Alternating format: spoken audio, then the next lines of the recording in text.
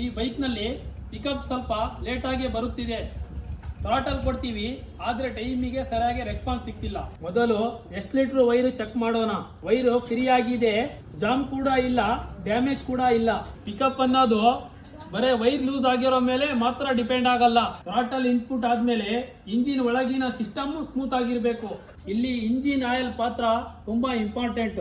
Oil ಚೆನ್ನಾಗಿಲ್ಲ ಅಂದ್ರೆ ಅಥವಾ ಬಹಳ ದಿನದಿಂದ ಚೇಂಜ್ ಮಾಡದೇ ಇದ್ದರೆ ಇಂಜಿನ್ ಸ್ವಲ್ಪ ಹೆವಿ ಫೀಲ್ ಕೊಡುತ್ತೆ, ರೆಸ್ಪಾನ್ಸ್ ಕೂಡ ಡಲ್ ಆಗಿ ಬರುತ್ತದೆ. ಇವಾಗ ಆಯಿಲ್ ಕಂಡೀಷನ್ ನೋಡೋಣ. ಅದನ್ನು ನೋಡಿ, ಆಯಿಲ್ ತುಂಬಾ ಗಟ್ಟಿಯಾಗಿದೆ ಅಂದ್ರೆ ಬೇಗನೆ ಹಾಳಾಗಿದೆ. ಇನ್ನು ಸರ್ವಿಸ್ ಟೈಮ್ ಡ್ಯೂ ಕೂಡ ಇಲ್ಲ. ಇದಕ್ಕೆ ಇಂತಹ ಇಂಜಿನ್ ಆಯಿಲ್ ಬಳಸಬೇಕು. ಹೀಟ್ನಿಂದ ಬೇಗ ಹಾಳಾಗುವುದಿಲ್ಲ, ರೆಸ್ಪಾನ್ಸ್ ಕೂಡ ಬೇಗ ಬರುತ್ತೆ, ಇಂಜಿನ್ ಕೂಡ ಸ್ಮೂತ್ ಆಗಿರುತ್ತದೆ.